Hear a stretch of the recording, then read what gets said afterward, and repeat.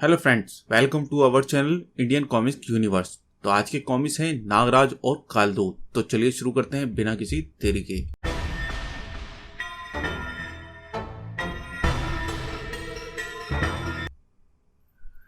इच्छाधारी सांपों का द्वीप, नागमणि द्वीप। मणिराज की मृत्यु के पश्चात द्वीप का सम्राट बना नागराज, लेकिन विश्व से अपराध का सफाया कर देने का संकल्प लिए नागराज अधिक दिन वहां नहीं रह सका। प्रोफेसर नागमणि द्वारा तैयार किए गए नकली नागराज की खोज में चल पड़ा। वह उसके बाद नागमणि द्वीप की बागडोर राजकुमारी बिसफी के हाथ में थी। नागराज द्वीप तक कैसे पहुंचा, जानने के लिए पढ़े प्रलयंकारी मणि और शंकर सहनसा। लेकिन उस दिन द्वीप पर एक हंगामा सा मच गया। राजकुमारी, राजकुमारी जी, नाग सैनिक बोला। द्वीप पर फिर बाजों ने आक्रमण कर दिया है राजकुमारी जी। वे कई नागों को उठाकर ले गए। क्या? उसने झपट कर अपने शस्त्र उठा लिए। जल्दी चलो पुजारी बाबा, हमें कुछ करना होगा। उधर बस्ती में भयानक बाजों ने नागों के बीच आतंक मचा रखा था। उफ! तभी राजकुमारी विसफी क्रोध में फनफनाते हुई वहां पहुंची। अपनी प्रजा और सैनिकों की बाजों द्वारा दुर्गति देख उसने अपना धनुष बाणों पर तान दिया। मैं इन्हें जिंदा नहीं जाने दूंगी पुजारी बाबा। और अगले ही क्षण उसने बाजों पर बाणों की वर्षा कर दी। उस भयानक हमले से घबराकर बाजों का झुंड आकाश की ऊंचाइयों में खो गया। आज भी बाज हमारे कई नागों को दबोच कर ले जाने में सफल हो गए। द्वीपवासियों ने राजकुमारी को घेर लिया। राजकुमारी जी, हमें इस मुसीबत का हल ढूंढना ही होगा, वरना एक दिन यह द्वीप वीरान हो जाएगा। इस मुसीबत को केवल एक ही व्यक्ति समाप्त कर सकता है, और वह है नागराज, नाग सम्राट नागराज। जैसे भगवान ने उनकी पुकार सुन ली, आसमान हेलीकॉप्टर की आवाज से गड़गड़ा उठा और नाग मानवों ने एक ही हर्ष की लहर दौड़ उठी और चीख पड़े, नागराज, लो नागराज आ गया। नागराज हेलीकॉप्टर में मैदान से उतरकर द्वीपवासियों पर पहुंचा। राजकुमारी विसर्पी, पुजारी बाबा, ये सब क्या हो रहा है? द्वीप पर बाजों का आक्रमण हुआ था नागराज। वे हमारे कई साथियों को उठाकर ले गए। नागराज क्रोधित हो उठा। ओह, इन शैतानों को समाप्त करने का कोई उपाय शीघ्र ही सोचना पड़ेगा। तभी हेलीकॉप्टर पर चढ़ा शूलकंठ चीखा। क्या हुआ शूलकंठ?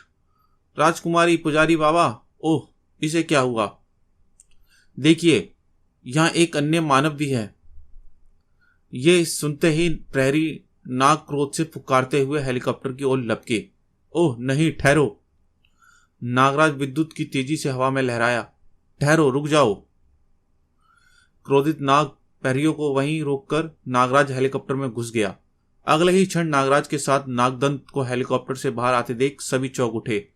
नागराज कौन है यह मानव? नागदंत, जिसने नागराज बनकर पूरे विश्व को मुझे आतंकवादी बना दिया था। ओह, लेकिन तुम इसे यहां क्यों ले आए नागराज? द्वीप के नियम और कानून के अनुसार यहां बाहर का कोई भी मानव आकर जीवित नहीं रह सकता। मैं जानता हूं विसर्पी, लेकिन नागदंत केवल इंसान नहीं है, मेरी जितनी शक्तियों का स्वामी है। विसर्पी, पुजारी बाबा एवं समस्त नाग मानवों, द्वीप के अलावा अगर यह शैतान कहीं और रहा तो पूरे विश्व की गर्दन पर तलवार बनकर लटकता रहेगा। क्या आप मानव जाति का विनाश चाहते हैं? कदापि नहीं नागराज, हम इसे द्वीप पर ही कैद रखेंगे। चलो नागदंत।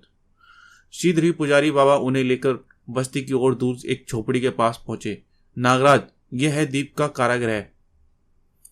भुजंग भट्ट, संभालो अपने नए कैदी को। चलो नागराज, ये भुजंग भट्ट की कैद से बचकर नहीं जा सकता। रात घिर आई थी। नागराज नागदंत की तरह ही निश्चित हो चुका था। नागमणि द्वीप के निवासी नागराज की वापसी का जश्न मना रहे थे।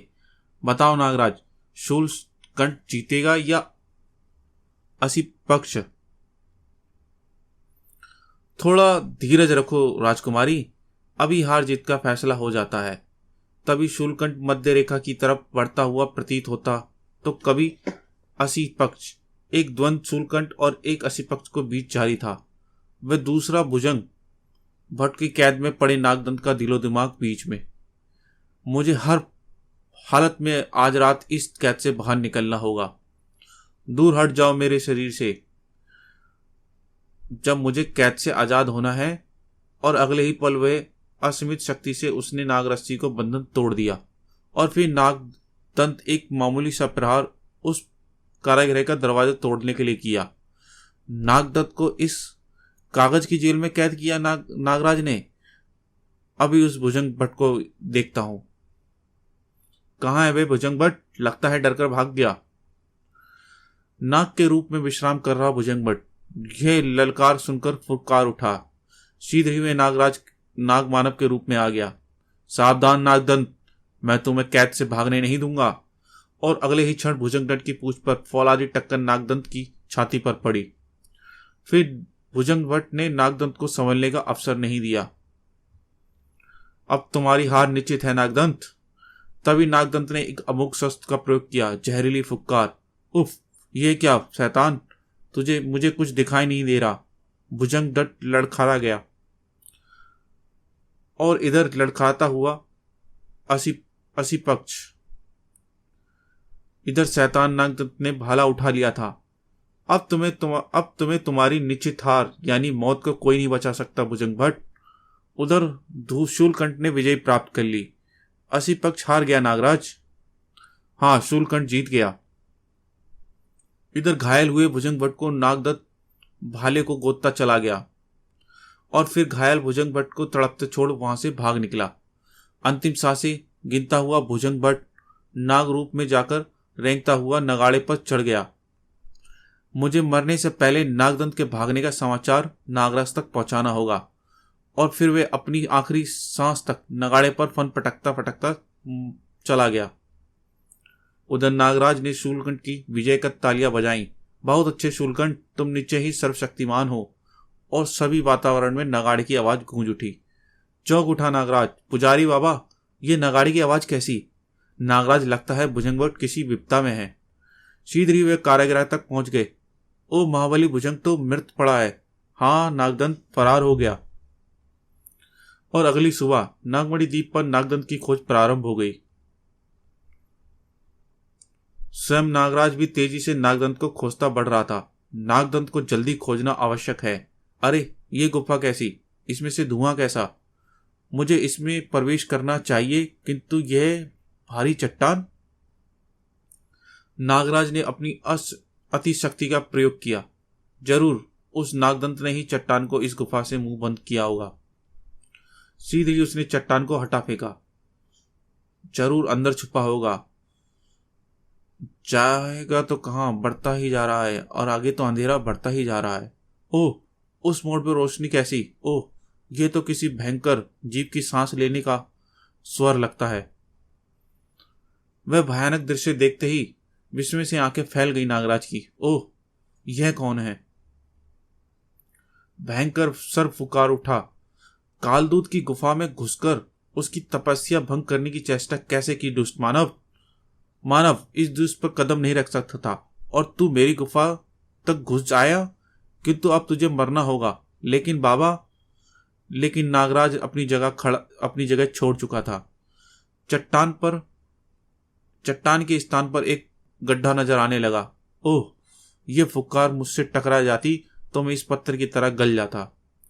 फिर तो कालदूत ने फुक्कारों की वर्षा कर दी और नागराज उन चट्टानों के बीच फंसकर रह गया। बड़ी फुर्ती दिखाकर बच गए हो बेटा।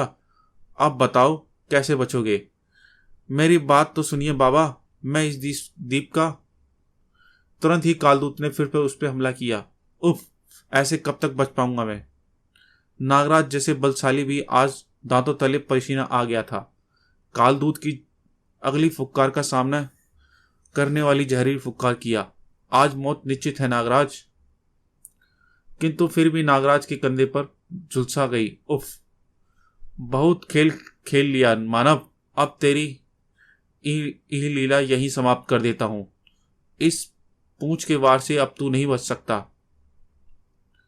कालदूत के तीनों हथियार उसकी पूंछों के नीचे दबे नागराज की तरफ बढ़ने लगे। ठहरिए महात्मन, कालदूत कृपा कर रुक जाइए। नागकुमारी विसर्फी कौन है? ये नागराज है महात्मन, नागमणि द्वीप के सम्राट। क्या? एक मानव नागमणि द्वीप का सम्राट? ये विलक्षण मानव है महात्मन। सैकड़ों नाग मानवों के सम्मुखता देवी का आशीर्वाद मिला है इसे। विसर्पी ने नागराज के सम्राट बनने की सारी कहानी से सुना दी। तब ओह, अगर ऐसा है नाग सम्राट नागराज, तो हम तुमसे इस भूल की क्षमा चाहते हैं। मुझे शर्मिंदा ना करे महात्मन, लेकिन मेरी तरफ एक जिज्ञासा अवश्य शांत करे महात्मन कि आप कौन हैं और यहाँ क्या कर रहे हैं। नागराज, मैं इस द्वीप पर कदम रखने वाला पहला इच्छाधारी नाग हूं, जिसने दुनिया भर के इच्छाधारी सांपों को अपने तपोबल से इस द्वीप पर लाकर आबाद कर दिया। दुनिया भर के सभी सांपों से संपर्क बनाने के लिए मैं यहां तपस्या करता हूं। आज दुनिया का प्रत्येक सांप मेरी आज्ञा मानता है, लेकिन तुम्हारे चेहरे पर यह परेशानी के भाव क्यों हैं? महात्मन, एक खुकार अपराधी नागदंत हमारी कैद से निकल भागा है। हम उसे ढूंढते फिर रहे हैं। ओह, केवल इतनी सी बात?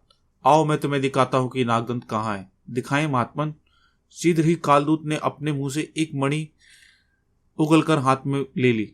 नागराज, अपनी इच्छित वस्तु की कामना करके इस मणि में देखो। नागराज ने मणि हाथ में लेकर नागदंत का नाम लिया ही था कि मणि जगमगा उठी और उस दृश्य बदलने लगे। हा हा, कुछ ही देर में मैं इस द्वीप से ही नागराज की कैद से ही फरार हो जाऊंगा। तभी अरे, ये एकाएक अंधेरा कैसे हो गया? और जैसे ही नागदंत ने आसमान की ओर देखा, अरे इतने विशालकाय बाज, ये तो मेरी तरफ ही आ रहे हैं, और तेजी से नागदंत पर झपटे। सीधे ही खड़े होकर उसने पेड़ की मोटी टहनी उठा ली। नागदंत बहुत बहादुरी से उनका सामना कर रहा था, किंतु तभी एक बाज पीछे से भागकर नागदंत पर झपटा और ओ महात्मन, नागदंत को तो बाज उठाकर ले गए। और फिर नागराज नागदूत से विदा लेकर गुफा से बाहर आया। चलो विसर्पी, हमें नागदंत के बाजों से बचाना है। महात्मा कालदूत से हम बाद में मिलेंगे।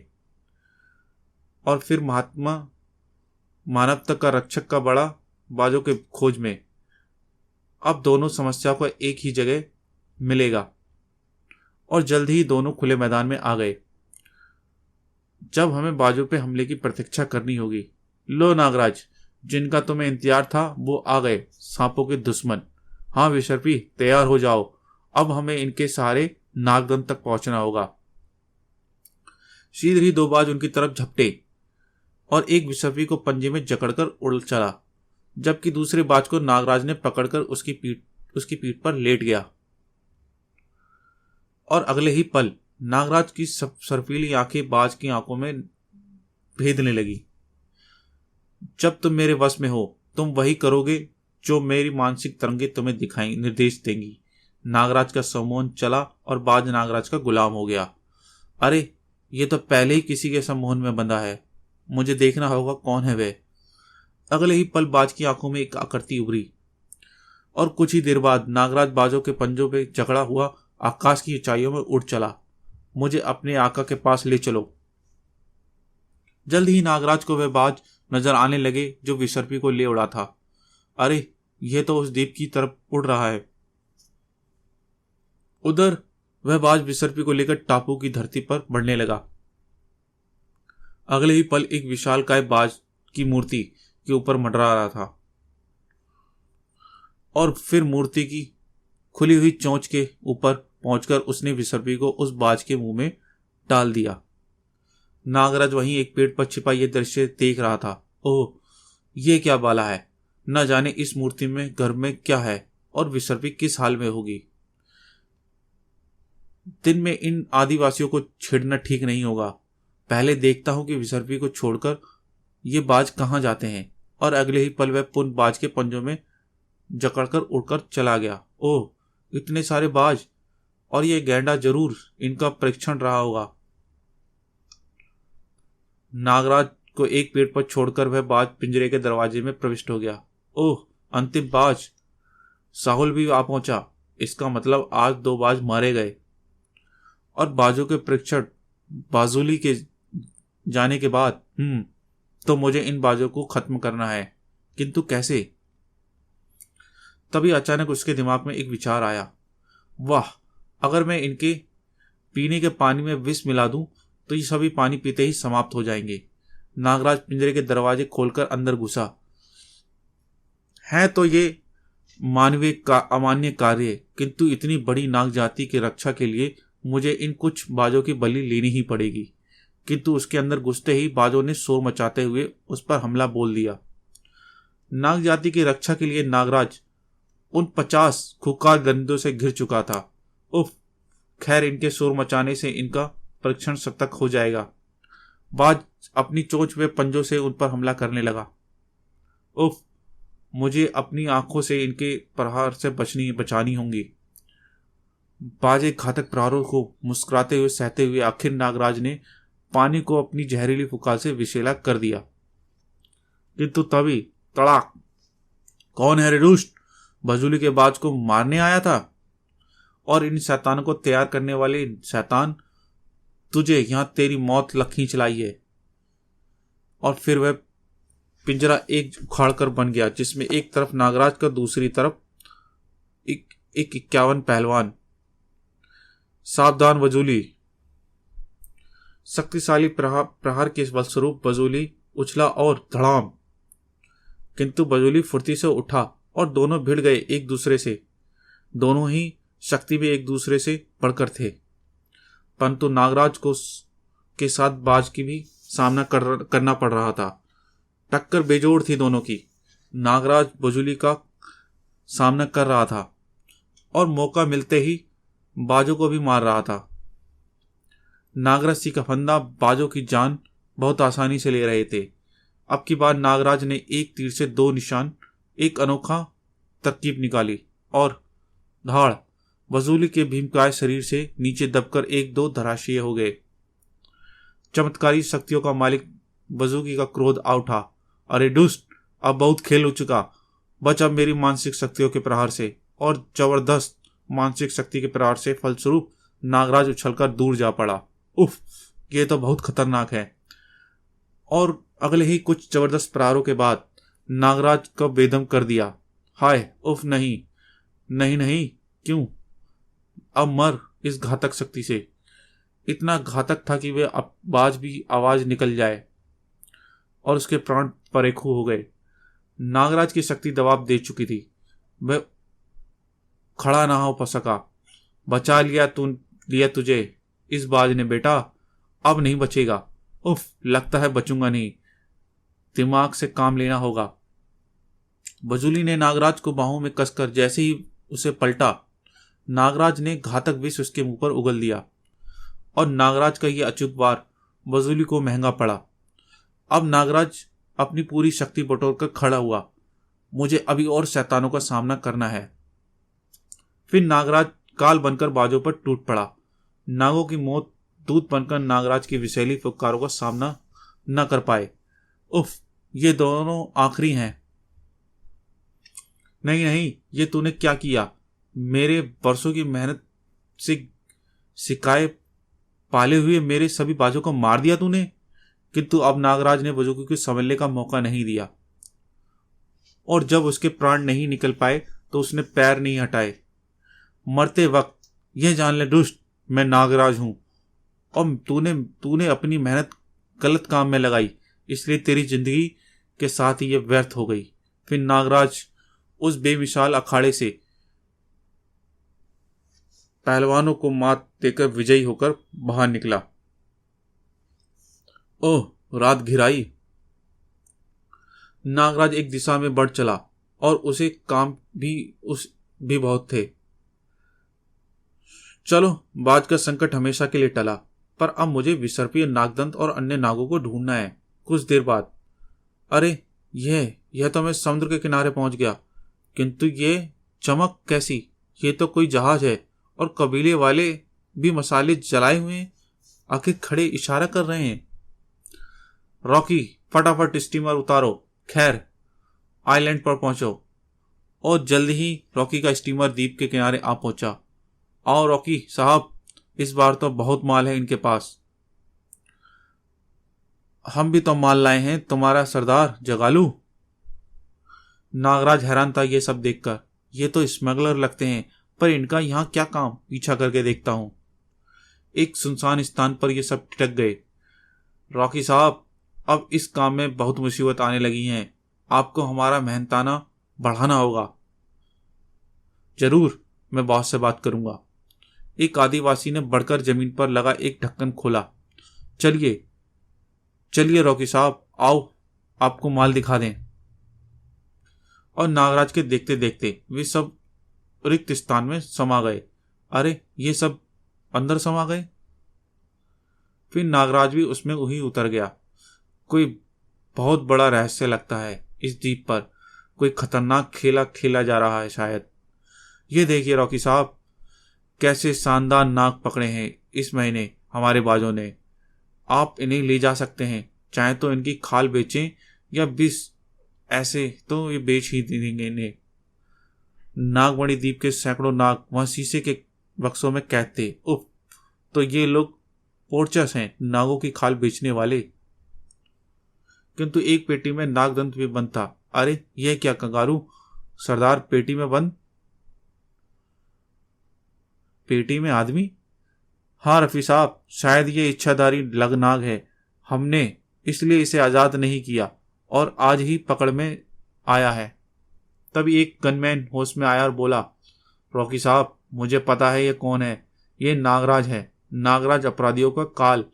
बॉस इसे देखकर खुश हो जाएगा। रॉकी साहब, नागराज? अच्छा, प्रोफेसर नागमणि का आविष्कार।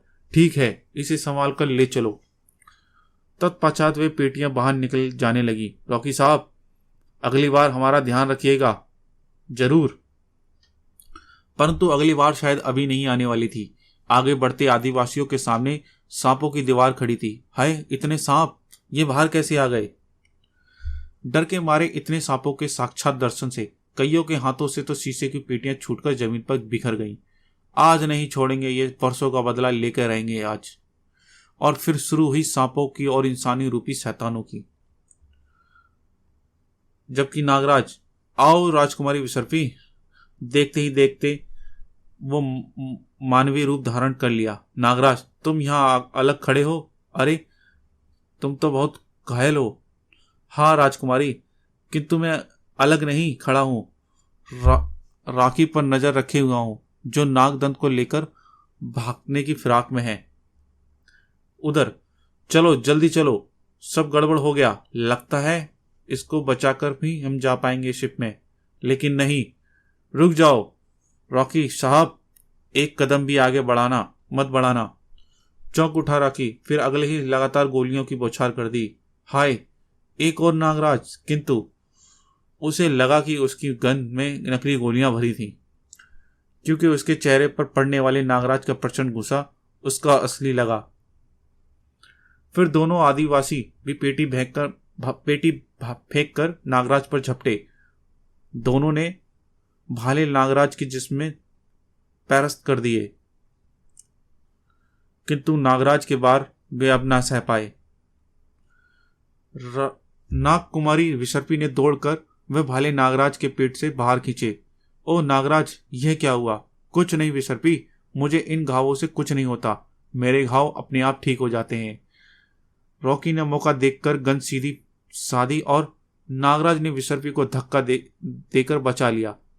क्या उन गोलीधारियों की बौछार से। हट जाओ विसर्पी, हट जाओ। पलक झपकते ही नागराज पलटा और नागराज के शरीर से टस करने वाला नागदंत और नागनाथ ने अगले ही पल राखी के प्राण ले लिए। तभी वातावरण स्टीमर के इंजन की आवाज से गूंज उठा। ओह, ये स्टीमर में कौन भागा? नागदंत। अरे, नागदंत कहाँ गायब हो गया? लगता है वह भाग गया नागराज। और उसके देखते ही देखते स्टीमर दूर होता चला गया। आओ विसर्पी, पहले हम इस द्वीप से सरदार से मिल लें। चलो नागराज। नाग सम्राट नागराज व नाग कुमारी विसर्पी सरदार कंगालू की बस्ती में पहुंचे। वहां नाग मानवों ने कंगालू को कैदी बना लिया था। आओ नाग सम्राट, नागराज राज सिंहासन को ग्रहण करो। नागराज सिंहासन पर बैठ गया। सरदार कंगालू, हमारी तुमसे कोई दुश्मनी नहीं है। हमने अपने दुश्मन बाजों को, उनके पृष्ठ कंगालू को समाप्त कर दिया है। अब हम अपने द्वीप पर चले जाएंगे, किंतु तुम्हें हमको वचन देना होगा कि आगे से ऐसा घृणित कार्य तुम दोबारा नहीं करोगे। हम तुम्हें वचन देते हैं नागराज। अब कंगालू ने नागराज को अपनी स्मगलरों को से गठबंधन की पूरी दास्तान सुनाई। सरदार कंगालू, हम तुम्हें दाल, मसाले और भी बहुत सारी चीजें देंगे। बदले में तुम्हें हमें सांप देने होंगे, सैकड़ों हजारों सांप। फिर उनके बताए तरीके से हमारे द्वीप पर सांप पकड़े। चोंच में छोड़ा गया सांप सीधा नीचे जाता और रखी पेटी में गिर जाता, जिससे हमारे आदमी बंद कर देते। सरदार कंगालू, क्या तुम्हें पता है कि ये शैतान कहां से आते हैं और किसके लिए काम करते हैं? नहीं नागराज, ज्यादा तो मुझे पता नहीं, लेकिन एक बार मैंने रॉकी के मुंह से इनके बॉस कुवैत का एक शेख यूसुफ बिन अली खान, पूरे विश्व में जिसका जानवरों का व्यापार है चलता है, ओह। किंतु वह रात वहां गुजार कर नागराज, राजकुमारी और अन्य नागमानव अगले दिन अपने द्वीप पर लौट चले। नागराज, आज तुमने संपूर्ण नागमणि नागद्वीप वासियों को अपना ऋणी बना लिया है। लेकिन नागराज के मस्तिष्क में केवल दो ही नाम हथौड़े की तरह चल रहे थे, यूसुफ बिन अली खान, नागधन। तो गाइस, ये थी कॉमिक्स नागराज। तो अगली कॉमिक्स में जल्दी ही मिलते हैं। वीडियो को, चैनल को सब्सक्राइब करना ना भूलें। Thank you.